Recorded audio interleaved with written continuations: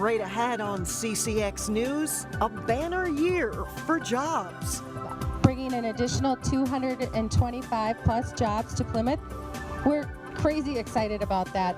The Plymouth company that has begun a major expansion. Plus, fired up for a new school. A source of neighborhood pride revived. And oops, did that just happen? I said, honey, I just flushed the ring down the toilet. The unfortunate predicament and a surprise ending for a Plymouth couple. CCX News starts right now.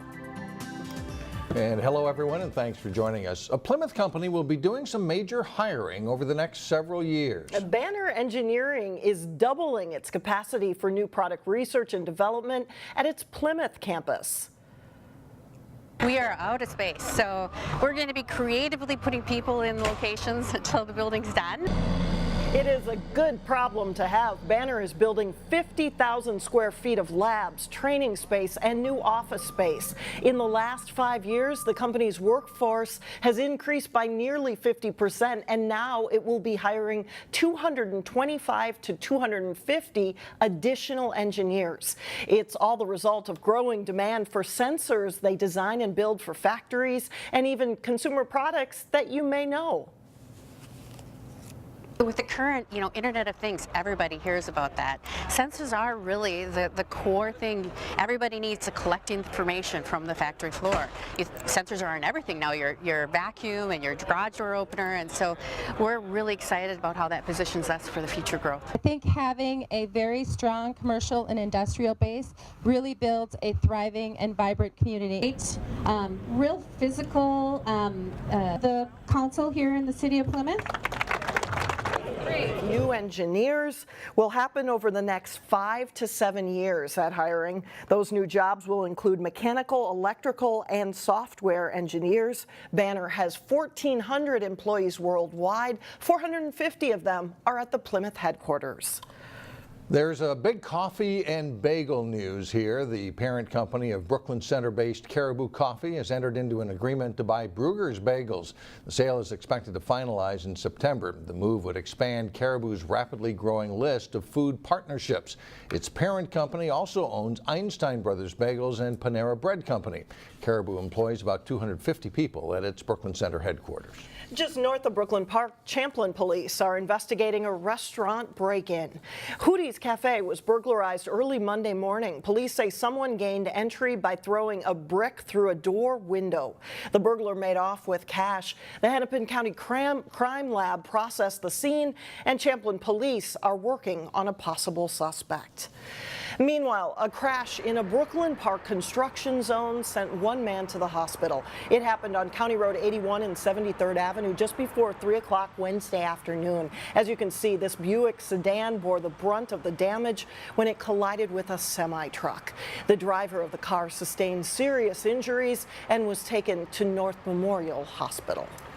A new school year is fast approaching, and the Three Rivers Park District and City of Brooklyn Park are preparing to begin their second year of Nature Preschool.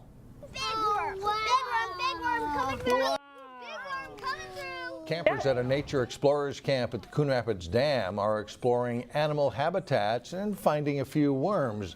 This fall, preschoolers will be exploring like this as part of a licensed nature-based program designed to get children ages 3 to 5 ready for kindergarten.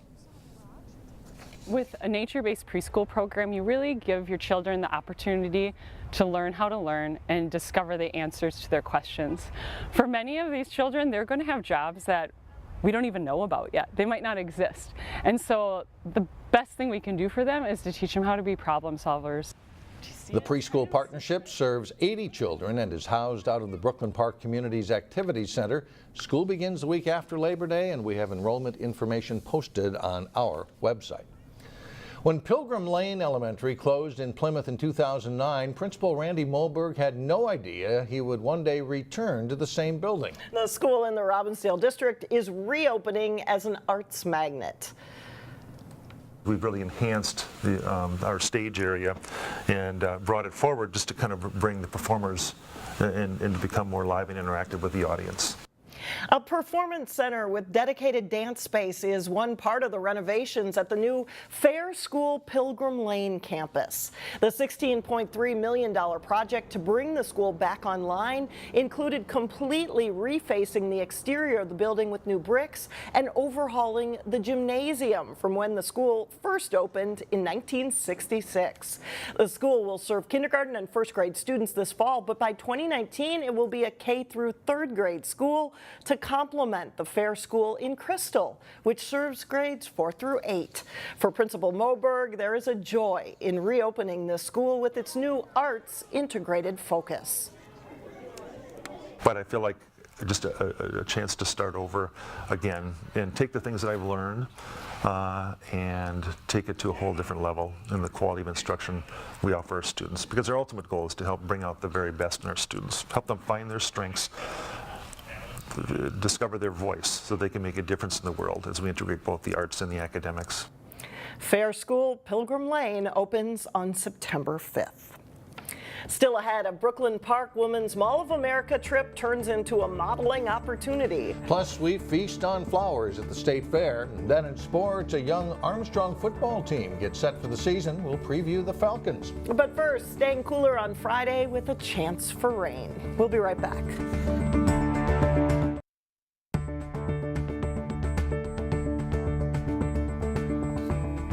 The Great Minnesota Get-Together is underway, and there are some fabulous floral displays in the horticulture building. In today's In the Garden, reporter Sonia Goins shows us how a local florist is using fresh flowers to create a unique entertainment experience. We are in full transition and celebration of fall. Many folks come to the State Fair to pig out on food, but over at the horticultural building, people are feasting on flowers. This is one of the first places I got to stop and see at the fair. 8 florists are participating in the Feast of Flowers competition. Each florist was tasked with creating an eye-popping table setting. Designers were assigned a color. Bachman's picked orange. So you'll be able to see a lot of orange pumpkin accents and beautiful fresh flowers that are incorporated into all the table settings. She says the team only had 3 days to install the display. It looks very pretty. This table setting here, you'd wish you had a party and had all these people that could sit down to something like this. Stumps were used for seating, while moss and ferns add a touch of greenery. And of course, there are plenty of fresh flowers. Orange roses, calla lilies, and other perennials. This is Agapanthus, and it comes in a variety of colors. This is the red and orange and rust version. Designers incorporated the hot seasonal trend of layering plants and flowers from the bottom up. A grapevine wreath goes all the way to the top, creating a chandelier. It's simple, even though it's very elaborate with all the different things. Yeah, it's very natural and simple, and we like that. Bachman says it's not too difficult to recreate this design at home. All you need is a few items that remind you of fall. And you can make it easy and simple by simply adding accent colors and then maybe a few seasonal trends of galvanized metal and tin or even wood accents just to bring a touch of fall into your own home and celebrations. At the State Fair, Sonia Goins, CCX News. Floral competition is sponsored by the Minnesota State Florist Association, and you can check out the event, of course, through Labor Day. Finally, a corporate events planner from Brooklyn Park had an opportunity that couldn't have turned out better. Monique Tompkins was shopping at the Mall of America a few months ago when she stumbled upon a campaign to show real women can wear the brand, not your daughter's jeans. She tried on the jeans and modeled for the camera, and her picture landed her on the company website and in an ad on page 22 of the beauty edition of O, the Oprah magazine. I was just totally amazed, and to be right across on the next page next to Oprah and to be one of the larger photographs in there, I was just like, okay, really, I can't still believe this. It's kind of like surreal.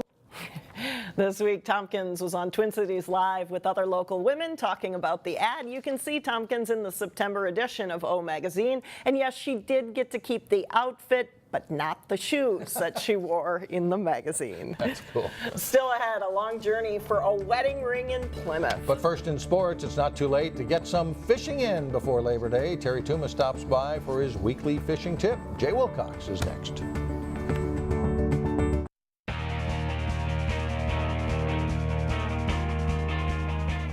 Armstrong is one of the local teams that seems to have benefited from the switch to district scheduling for high school football. The Falcons have had some winning seasons lately and are hoping for more of the same. Here's today's training camp report.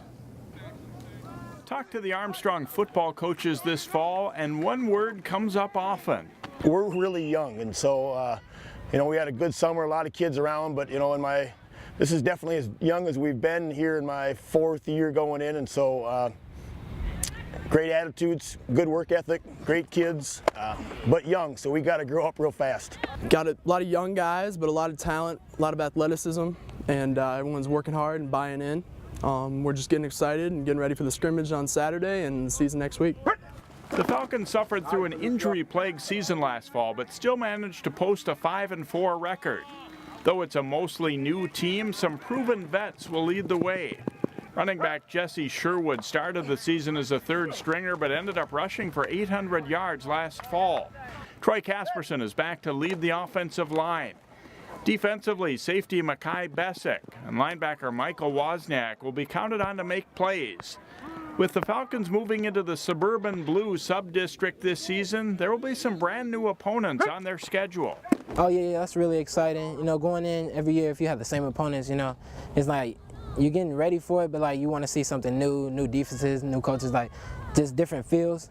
But I feel like we're just going to do good against anybody we go against. We're going to get prepared well, good coaches. It's quite a bit of a change in our schedule. We've got some new teams that I'm not very familiar with Forest Lake and Coon Rapids and Hopkins this year, and so we'll see. We're worried about ourselves right now, but I'm looking forward to the schedule, and it'll be good. Armstrong's made progress as a program in recent seasons. How quickly the young guys grow into their roles this fall will determine if that will continue in 2017. Here is the rundown on the Falcons. They were 5-4 a season ago. Jack Nigan begins his 4th season and has a record of 15-13. Just 5 starters return in all. Armstrong opens the season at home next Thursday night against Chanhassen. Well, what's the best way to catch crappies in late August? Terry Tuma explores that topic in this week's CCX Sports Fishing Tip. Someone asked me the other day about where are the crappies right now and what should we use. Well, first of all, crappies always, and generally speaking, go deeper when you have warmer water temperatures. But what we have to understand too, they're going to relate to many times to deep green weed lines, points running into deep water, inside turns of break lines, rock piles, are just some of those locations. And yes, you can use artificial, you can use plastics if you got aggressive fish, but generally speaking, using a minnow is going to be very, very productive. Don't just get hung up on just crappie minnows.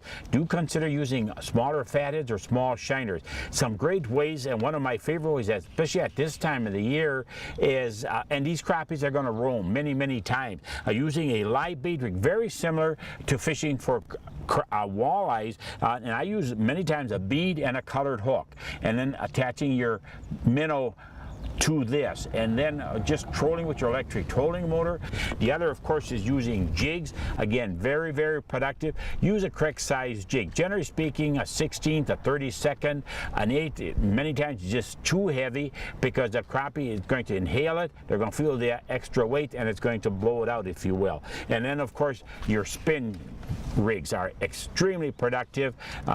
These can be trolled and they can be casted, but a very, very good tool to use at this time of the year. But do consider using your electric trolling motor. Avoid using an anchor system, because these crappies are moving too much in search of food. Give it a try, use your electronics, and you'll be very, very productive. Thanks, Terry, and that's all for sports. Back to you, Mike and Alex. All right, thanks a lot, Jay. Up next, a story about a wedding ring with its share of twists and turns. The unfortunate flush and the surprise result when we come back.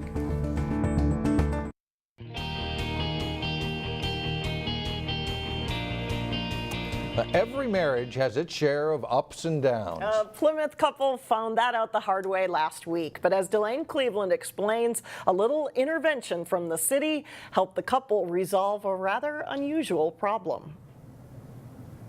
This is the group that was in our wedding. On any given day, the universe can send us an unexpected surprise. I couldn't believe I was getting married. For Gloria Wilson and Delbert Udis, one of those surprises came in 2004. I just lost my wife a year and a half before that. I'd been married 42 years. Both were widowed, and at the time, neither had any thought of remarrying. She's a cougar. She wanted to find a young stud, so she went after me. And in January of 2010, they exchanged their vows. It proves when you meet somebody, you know. You really know. Now, 7 years later, they act like best friends, keeping each other company and dining at fancy restaurants. I'm a big spender. McDonald's. However, in the past year, Gloria's health started to deteriorate, and as a result, she had to stop wearing jewelry on her hands. Yeah, I had lost weight and they didn't fit on my fingers. Then one night last week, she placed her wedding ring on the end table where it got mixed up with a pile of tissues. And then in the morning, he picked up all the Kleenex, went into the bathroom, and my ring was in it, and he flushed. That's right. He flushed. Gloria's ring ended up in a porcelain bowl that was never intended for jewelry. You know, I've done a few dumb things in my life, but that might have been the top. I'm not sure. Nearly a week went by, and then Gloria decided to call the city. I looked at a plan, and I saw that this was a cul-de-sac. So I thought, well, it's been a week in the sewer. Maybe. On Tuesday, a crew came to this cul-de-sac, first putting a camera in the sewer with no such luck. So as a last resort, they used a high-pressure hose and debris catcher. And sure enough... he opened up his hand and said, "Does that look familiar?" And I said, "Sure enough." It was quite literally like finding a needle in a haystack. Plymouth has approximately 338 miles of sanitary sewer and around 9,000 sanitary sewer manholes. There would have been a lot of manholes to check.